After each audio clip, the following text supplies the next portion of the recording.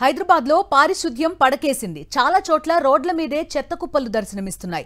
రోడ్లపై చెత్త వేయకూడదని జీహెచ్ఎంసీ ఆదేశాలు జారీ చేసినప్పటికీ ప్రజలు ఇష్టానుసారం చెత్త వేసేస్తున్నారు. ఇంటింటికి వెళ్లి చెత్త సేకరించే పారిశుద్ధ్య కార్మికులకు చెత్త ఇవ్వకుండా రోడ్ల మీద వేసి రోడ్లను మురికి కూపంగా మారుస్తున్నారు.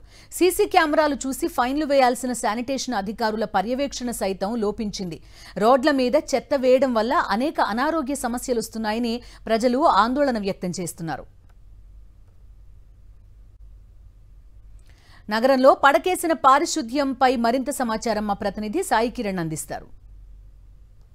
స్వచ్ఛ హైదరాబాద్ లక్ష్యంగా పనిచేస్తున్నామని జీహెచ్ఎంసీ చెప్తోంది. అయితే కాలనీల్లో వీధుల్లో ఎక్కడ పడితే అక్కడ చెత్తను వేసేస్తున్నారు ప్రజలు. అయితే ఇది చెత్త వేస్తున్న దానిపైన కూడా ఫైన్లు వేయడం వల్ల వాళ్ళు చెత్త వేయకుండా ఉంటున్నారు అనేటువంటి ఒక లక్ష్యంతో ఫైన్ల విధానాన్ని కూడా తీసుకొచ్చింది. కానీ హైదరాబాద్లో ఎక్కడ పడితే అక్కడ మనకు చెత్త అనేటువంటిది కనిపిస్తుంది.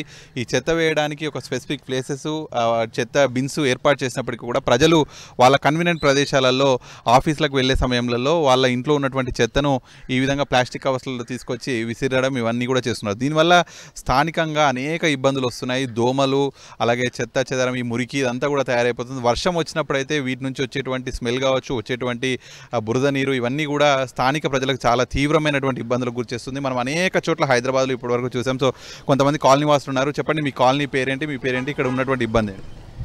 నా పేరు జే మహేష్ కుమార్, దత్తాత్రేయ కాలనీ సెక్రటరీ నేను. ఇది totally Hooda approved complete layout. ఇది ఆల్రెడీ 73లో ఎస్టాబ్లిష్మెంట్ అయ్యింది. కానీ దీంట్లో ఇప్పుడు మేము అదే గార్బేజ్ లిఫ్టర్స్ ఉన్నారు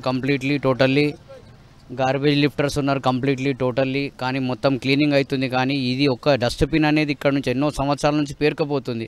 దీనికి ఇప్పటికీ కనీసం అంటే కూడా మేము ప్రతి నెల 2 సార్లు 3 సార్లు జీహెచ్ఎంసీ కంప్లైంట్ ఇచ్చి తీసుకొస్తున్నాం.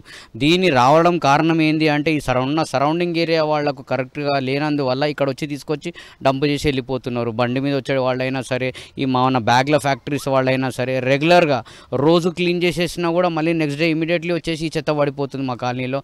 మా కాలనీ మొత్తం సరౌండింగ్స్లో డైలీ ఒక రౌండ్ కొడతాం మేము.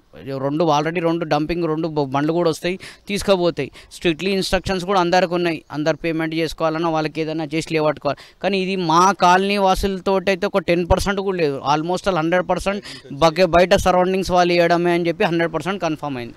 ఏదైతే చూస్తున్నాం హైదరాబాద్లో ఈ విధంగా చెత్తను ఎక్కడ పడితే అక్కడ వేయడం వల్ల ఇటువంటి సమస్యలు అయితే వస్తున్నాయి. దోమలు, బురద ఇదంతా కూడా వస్తున్నాయి. అయితే ఇప్పటికే ఇంటింటికి వచ్చి పారిశుద్ధ్య కార్మికులు వచ్చి తీసుకెళ్తున్నారు. వారికి డబ్బు చెల్లించకుండా అయితే కొంతమంది ఆ పారిశుద్ధ్య కార్మికులు వచ్చినప్పుడు వాళ్ళ ఇళ్లలో లేనటువంటి సమయంలో ఆ చెత్త ఇళ్లలో పేరుకుపోయినటువంటి వాళ్ళు ఈ విధంగా ఏదైతే అజాగ్రత్త కావచ్చు, అంటే వాళ్ళు ఒక బాధ్యత లేకుండా ఈ విధంగా రోడ్ల మీద పడేసి వెళ్ళడం వల్ల స్థానికులకు, అంటే వాళ్ళు పడేసి వెళ్తారు కానీ ఆ తర్వాత చుట్టూ ఉన్నటువంటి ప్రజలు ఆ ఇబ్బందులు అనేటువంటి ఫేస్ చేయాల్సి వస్తుంది. సో ఇప్పటికైనా కూడా ప్రజలంతా కూడా కొంత బాధ్యతగా వాళ్ళు చెత్త అయితే పారిశుద్ధ్య కార్మికులు వచ్చినప్పుడు వాళ్ళకు ఇవ్వడం, లేదంటే స్థానికంగా కాలనీస్లో వీధి చివర ఉండేటువంటి బిన్స్లో వేయడం వల్ల ఇటువంటి సమస్యలు అనేటువంటివి ఈజీగా పరిష్కారం అవుతాయనేటువంటిది కాలనీ అసోసియేషన్ వాళ్ళు చెప్తున్నారు. సో ఇప్పటికైనా కూడా అటు జిహెచ్ఎంసీ వాళ్ళైనా కూడా ఇటువంటి వాటిపైన చాలా జాగ్రత్తగా అబ్జర్వ్ చేసి ఫైన్స్ వేయాల్సినటువంటి అవసరం ఉందనేటువంటిదైనా చెప్తున్నారు. విడుదల మహేష్ చోకల్, సాక్షి న్యూస్, ఆసిఫ్ నగర్ నుంచి.